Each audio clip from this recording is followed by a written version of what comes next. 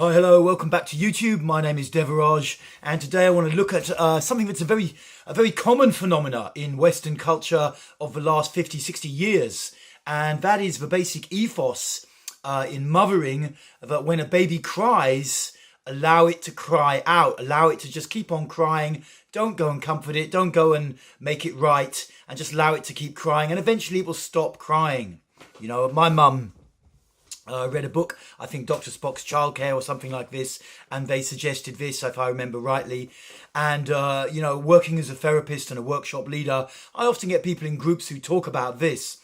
And, of course, it is effective on a certain level. The baby will stop crying at some point, but there can be an unfortunate psychological residue which proceeds from this and which may continue in the person's behaviour throughout their life.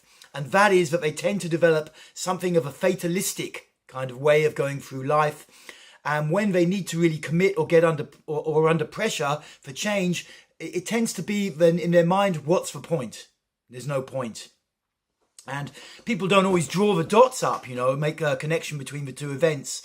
But if you imagine yourself as like a little baby and you're there, you're 1 year old or 6 months old, and you just want mama to come to you and you're crying, and eventually mama doesn't come. Now you don't have like a lot of thoughts at that age, your brain hasn't developed, but the behavior is set up. There's no point. And as there's no point in crying because it's not working, so you just stop. But the problem is that as you start to think more and you get a bit older, this behavior is set up and it becomes transmitted into this idea, there's no point, nothing will ever change, A lot of people even get into meditation from this belief system.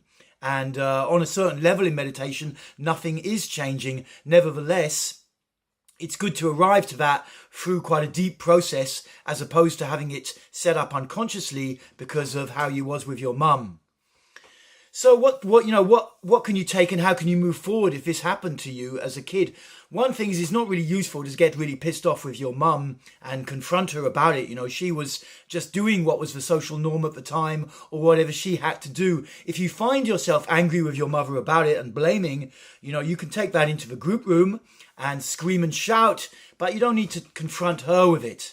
It's good to get the anger out if it's there, but you don't need to confront the individual because she was just doing her best and actually probably deserves much more love. And the thing is to become aware, start to look in your life. Do you give up easily? Do the thoughts, there's no point, often seem to come into your mind at certain key moments in a process? I often have clients who, they need to commit to doing a series of workshops or they need to commit to a daily practice on their own and they very quickly give it up, and it's like the idea is there's no point. What's the point? There's no point. And once you become aware that this is going on in you, you can start to realize maybe there is a point and maybe you do have a choice, actually. You have a choice in that moment to follow the old baby pattern. Okay, there's no point. It's not going to work. Nothing's going to change. Or you can step up and keep moving.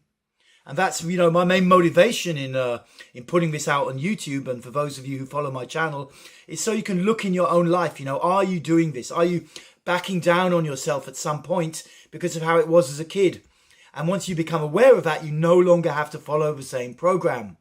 It's part of self-awareness, part of taking personal responsibility for our life. When we're not aware of a pre-established pattern, somewhere we can't really take responsibility. When you become aware of it, then you need to take responsibility. So if you've got this pattern of giving up on yourself, have a look if it relates back to childhood. Or even if it doesn't, start to change it. Start to change it. Start to catch those moments when you're going down, when you could keep going up, and make a change. Take a new position in life and move forwards, move deeper. Okay, that's my talk for today. I hope it's been useful and I hope to see you again soon. Bye for now.